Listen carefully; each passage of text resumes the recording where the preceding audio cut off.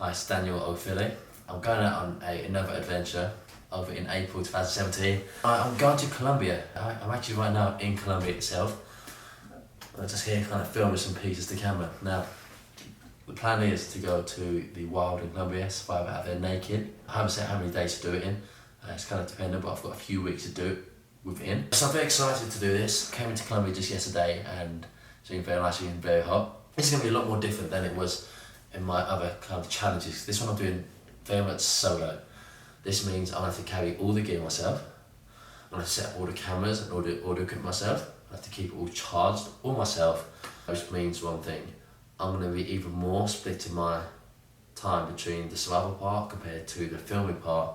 It's going to be a bit more weighted towards the filming part now, which is going to take up a lot of my energy, which is difficult as, you know, like in a lot of survival TV shows, you know, they're kind of just being filmed by a camera crew, but because I'm doing it myself, it means I've got to split half my energy to survive. We really need 100% of your energy to survive, but I'm going to have half my energy focused on filming, which just means it's going to be difficult to kind of balance both and kind of be successful at both. I want to do my best. With there just being one of me as well, this means it's going to be a lot more mentally tough, because, you know, when there was two of us, it had the advantage of there being like how much pain I was in, or like when it was raining in the middle of the night and I was cold and shivering, I knew I had somebody else experiencing the exact same thing as I was experiencing, which is a lot more kind of comforting, because, you know, it kind of makes you stomach, because if he can do it, I can do it. If I can do it, he can do it.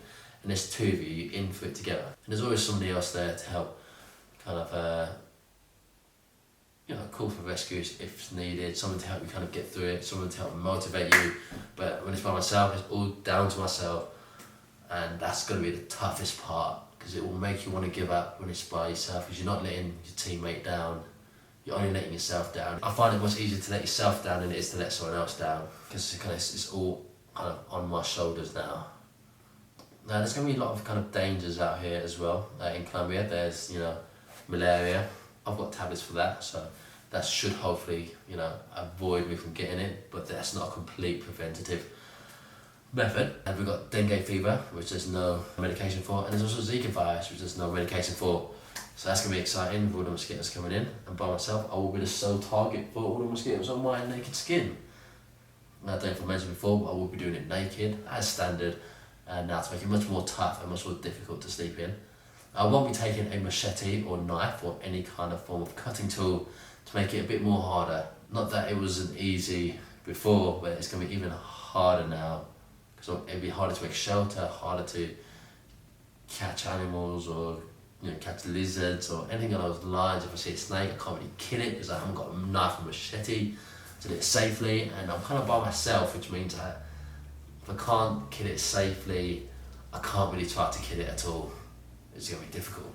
There's also going to be caiman, anaconda, there's fer-de-lance snakes, which are one of the most deadly snakes in the world, one of the most poisonous ones in the world. There's a lot of tall grass, which means there's plenty of places for the snakes to hide.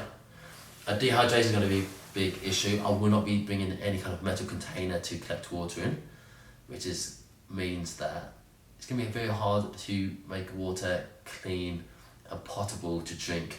I haven't decided exactly what gear I'm taking yet. I've still got stuff in my bags. As you know, I don't work for a large TV show. I don't have a studio budget. I don't have like producers. I don't have any like location scouts going to the area. I don't know what resources are there. That was a big issue with my last trip, as we didn't know what was there. We thought there's going to be more resources there, and it turned out there was very few resources there. There wasn't much life in the streams, the small rivers. There wasn't. We saw like the odd lizard. I only ate one lizard while I was out there. There wasn't much life, there wasn't much snakes, there wasn't much of anything in there. So this time I have to be a bit more prepared, but, you know, I'm going to do it with minimal gear and kind of go from there. I was excited for it, but also very scared. I think the night will be the hardest. It's just going to be very scary to sleep. I'm guessing on a jungle floor, because as I don't have a machete or a knife, I can't really make a complicated structure like or raised shelter, because I don't have a knife or machete to kind of cut down any trees, any branches to make anything too complicated. Sleeping's going to be a very dangerous time, because it's going to be dark, I won't be able to see, and I'm going to be by myself, and it's going to be very hard to get to sleep, and you know, if I get hurt, I can't get any help, and I can't leave the jungle at night because it's in the dark, like, you know, you can't see in the dark. So that's my biggest concern. The days should be hard, but, you know, I'm going to find the dehydration very difficult. The water won't be easy to get. Like in Malaysia, it was always raining, so you're always going to have a clean stream of water to drink, which we didn't really even have to purify. We filtered it, we purified it. This time, I feel like I'm going to have to find a way to get clean drinking water, as the rainfall will be quite low. It's coming to the end of the dry season over in this part of Colombia, which means that there might be quite a few less creatures out than there would be, you know, in the other kind of season when it's kind of a bit more temperate rain. I packed my bags, I'm excited to do this, you know, I've got my time off work. I'm very excited, but I have to be brave because there is a lot of dangers to this. People don't really do this without a studio backing them, without like doctors like a mile away in a camp with all that kind of help. But you've got to be brave, and it can be done, which is why I'm doing it. I'm going to achieve it, and I will absolutely smash it. So this is my first day out in the wild again. I've been walking for a good 2-3 hours in the midday sun. It's kind of come down to sunrise. My whole plan has completely gone. You know, with any kind of survival challenge, you are going to essentially kind of plan it out in your mind. You look at the location on Google Maps, you're going to see what you see, and you think that that's what you're going to see when you get down to the ground, but it's very unreliable in that sense. The place where I'm at doesn't seem to have many resources, which means I am, for another, you know, for want of a better word, screwed. And I am knackered after walking for 2-3 hours in the midday sun. This is kind of different to a lot of other survival stuff that you see on TV, essentially because I have to carry my own bags, and that means it's a lot more weight. It makes walking a lot harder. So as you can see, it is kind of coming down to a sunset, which means that I'm going to need shelter. I don't have time to make one. I don't have the energy to make one, so I'm just going to be sleeping just out on the ground. You know, it's not ideal. I can't afford to make a fire at the moment because my fire relies on light, and it's not sunny enough to make that fire. So I'm just going to get down and just try to sleep through the night. But then tomorrow I need to make a plan of exactly what to do and where to go, because I need a place with more resources. If I'm going to stay here for long term, I'm going to definitely need a place with a lot more resources, and this place will not do. That's it for now, but you know, that's it.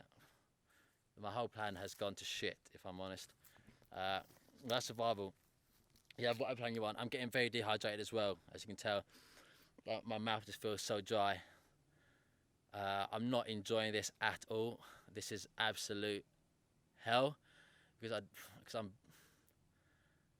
this isn't where I want to be right now, and that is putting my stress levels up to here. See those kind of cool birds.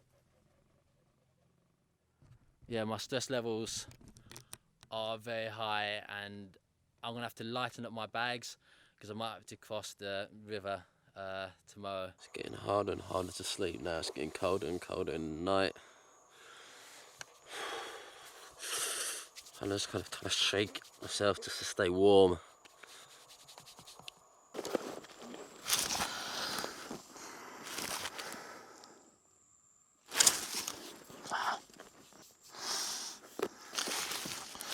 So many insects.